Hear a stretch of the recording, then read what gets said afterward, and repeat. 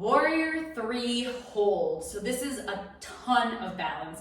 I definitely recommend, if you're newer to balancing or feeling a little off today, to have a chair or a sofa or a table nearby that you can hold on to for support so that we can start building up those stabilizers.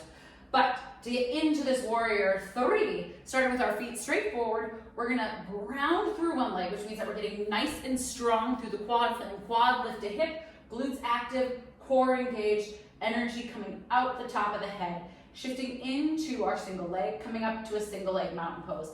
Hands can go on the hips here so you can make sure that that floating leg isn't hiking up. From here, it's a hinge activation. So thinking like a deadlift, for example, we're gonna hinge at the hips, so ground down through the leg.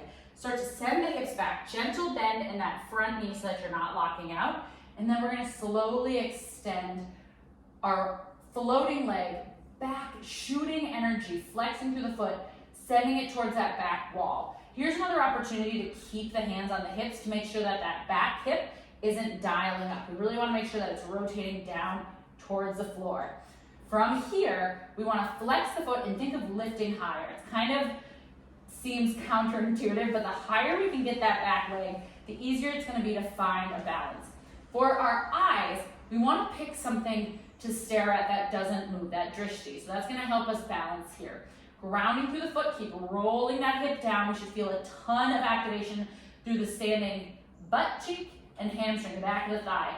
Several variations here for your hands. So you can think of at the heart, you can keep them at the hips, you can extend them forward, you can go ahead and drop them on the floor, or like I said, if you have a chair or table, you can go ahead and keep one hand here as you work on your balance. The big thing to remember though is really that back hip dialing down. If you need to come out of it, come out of it. I would say the best modification for this one truly is starting with your hand on a support system, leg up, and then sending yourself back here and allowing yourself to adjust while you have that balance. A wall is another great option, but really take that time to set up all those little dial movers. Hip dialing down, flexing through the supporting leg, or through the floating leg, and getting really grounded and strong through the supporting leg. It's a lot of hamstring, a lot of booty, a lot of core.